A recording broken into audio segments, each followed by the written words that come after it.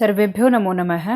आज हम छठी कक्षा का जो छठा पाठ है समुद्र तट है उसका हिंदी अनुवाद करेंगे। अभी हम पाठ को शुरू करते हैं। एषः समुद्र तट है। ये क्या है? समुद्र तट है। यानी कि पाठ में एक चित्र दिया गया है जो कि हमने यहाँ नहीं लिया है। उस चित्र में समुद्र तट है और समुद्र तट पे बच्चे खेल रहे हैं। ठीक है, ये चित्र है। तो क्या कहते हैं? एषः समुद्र तट है। ये समुद्र तट है यानी कि समुद्र का किनारा। अत्र जनाः पर्यटनाय आगच्छन्ति। अत्र यहाँ जनाः लोग पर्यटनाय घूमने के लिए, पर्यटन के लिए आगच्छन्ति आते हैं। यहाँ लोग घूमने के लिए आते हैं।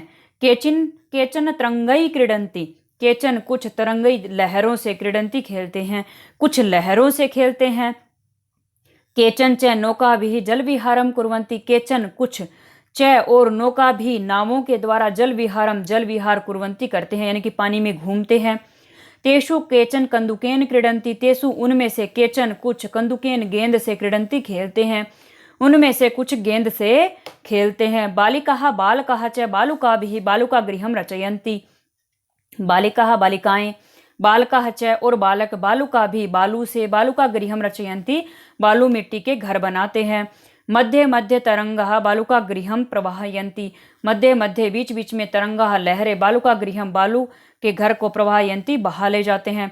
बीच बीच में जो लहरें होती हैं वो बालू के घर को बहा ले जाती हैं। एषा क्रीड़ा प्रचलति एव। एषा यह क्रीड़ा खेल प्रचलति एव चलता ही रहता है। ये जो खेल है वो चलता ही रहता है। समुद्र तटः न केवलम पर्यटन स्थानानि। समुद्र तटः समुद्र के किनारे न नहीं केवल पर्यटन स्थानानि, केवल घूमने के स्थान नहीं है समुद्र के किनारे। अत्र मत्स्यजीविनः अपि स्वजीविकां चालयन्ति। अत्र यहाँ मत्स्यजीविनः, मत्स्यजीविनः कौन होते हैं? जो मछलियों पे गुजारा करते हैं यानी कि मछुआरे। अपि भी स्वजीविकां अपनी जीविका को चालयन्ति चलाते हैं, यानी अपने घर खर्च जो है, अपने घर का गुजारा जो है कैसे चलाते हैं? मछलियों से चलाते हैं, वो समुद्र के किनारे। अस्माकं देशे बहवः समुद्र तटाः सन्ति। अस्माकं देशे, अस्माकं हमारे देशे, देश में बहवः बहुत सारे समुद्र तटाः समुद्र के किनारे सन्ति हैं। हमारे देश में बहुत से समुद्र के किनारे हैं। एतेषु मुंबई गोवा कोच्चि कन्याकुमारी विशाखापत्तनम पुरी तटाः अतीव प्रसिद्धाः सन्ति। एतेषु इनमें से मुंबई गोवा कोच्चि कन्याकुमारी विशाखापत्तनम और पुरी, पुरी कहाँ है? उड़ीसा में। मुंबई गोवा आपको पता ही है, कोच्चि कन्याकुमारी और विशाखापत्तनम जो आंध्र प्रदेश में है, ये बहुत अधिक प्रसिद्ध संति प्रसिद्ध हैं। गोवा तट है। गोवा का तट विदेशी पर्यटकेभ्यः समधिकम रोचते। विदेशी पर्यटकेभ्यः जो विदेशी सैलानी होते हैं उनको समधिकम कुछ ज्यादा ही रोचते पसंद है। जो गोवा का तट है वो सैलानियों को, विदेशी सैलानियों को बहुत ज्यादा पसंद है। विशाखापत्तनम तट है वैदेशिक व्यापाराय प्रसिद्ध है।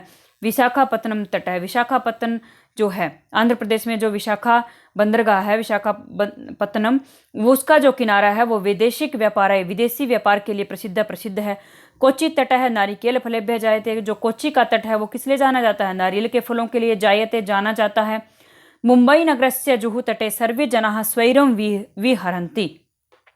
मुंबई नगरस्य, मुंबई नगर के जुहू तटे, जुहू तट पर, जुहू कहाँ है? मुंबई में।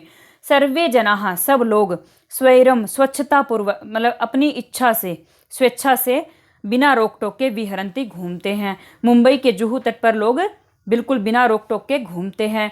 चेन्नई नगरस्य मेरीना तटः देशस्य सागर तटेषु दीर्घतमः है। चेन्नई नगरस्य, चेन्नई नगर का, मेरीना तटः, मेरीना तट, मेरीना तट कहाँ पे है? चेन्नई में। देशस्य देश के, सागर तटेषु सागरों के तटों में, दीर्घतमः है सबसे बड़ा है। सबसे बड़ा कौन सा सागर का किनारा है? मेरीना।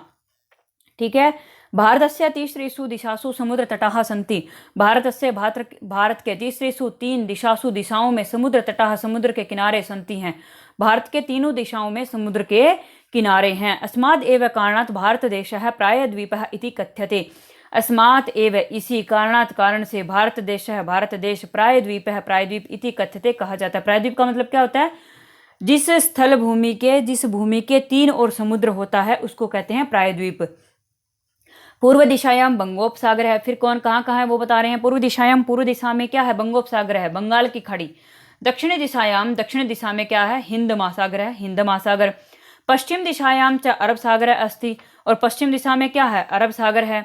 एतेषां त्रयाणाम अपि सागराणाम संगमः कन्याकुमारी तटे भवति।